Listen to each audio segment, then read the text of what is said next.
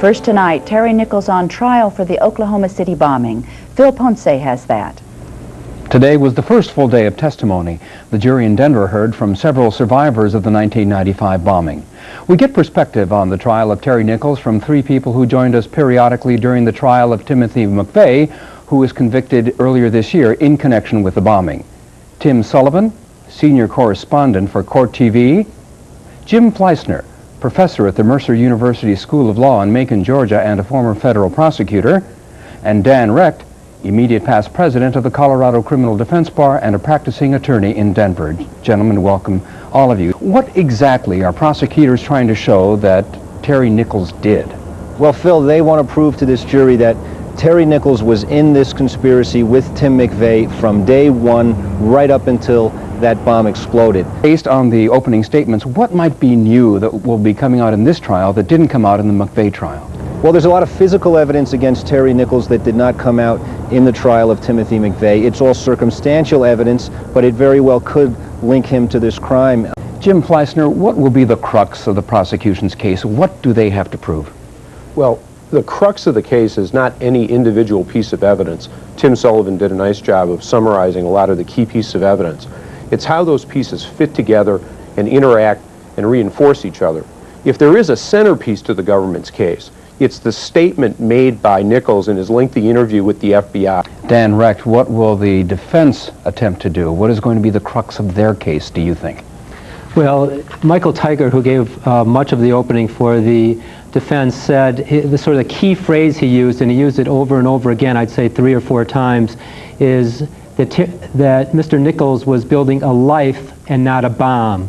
And he was trying hard to distinguish between Nichols and McVeigh. He called McVeigh a wanderer and that he didn't have any roots, and he portrayed his client, Nichols, as just the opposite, as being a family man with a young family, with a wife who was pregnant, with a young child that he cared about. And so he tried very hard to distinguish between the two. And he went on to say, importantly, that the prosecution, with all the evidence they have, they don't have anybody saying that Nichols ever said anything about committing a violent act against the government.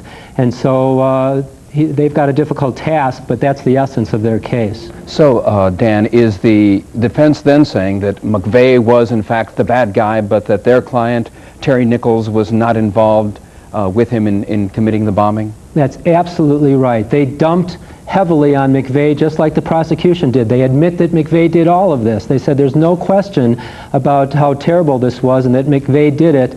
And their view is their client, Nichols, only had a short business association with McVeigh for 2 months in 1994, and after that they were just sort of distant friends, and that Nichols wasn't involved in this conspiracy in any way. The other thing to point out is that the defense spent a lot of time pointing at this unknown person, this mysterious person who the FBI and everyone else is calling John Doe 2, John Doe number 2. And I think the defense is going to try to make a lot of that the 40As and John Doe number 2 were the co-conspirators and not Mr. Nichols. The 40As being people who knew Mr. McVeigh, who testified in the earlier trial against him. As far as the defense is concerned, are there some advantages for the defense team having a second go at it, so to speak? The defense attorney, Tiger, for example, didn't take part in the first trial, but he sat in on the first trial. There's a huge advantage to this being the second case to go. Remember, Tiger wasn't the attorney in the first case, like you said, but now he knows much of what all these witnesses are going to say. Let's take the 40As again for a second. He has transcripts of everything they said in the first trial. He knows what they're going to say. If they vary 1 inch from what they said before, he can impeach them. He can attack their truthfulness with their prior statements. So there's a big advantage to being the defendant that goes second, and Tiger's going to take advantage of that advantage. And is Tiger considered a quote, more aggressive defense lawyer than the defense lawyer for Mr. McVeigh? That's my view of it. I think that's right. Tiger is more aggressive and, frankly, just a greater presence in the courtroom. He, as we discussed on a prior show, he has done wonderfully well in his career. He's a very aggressive, good trial lawyer, and I suspect he's going to do a darn good job in this case.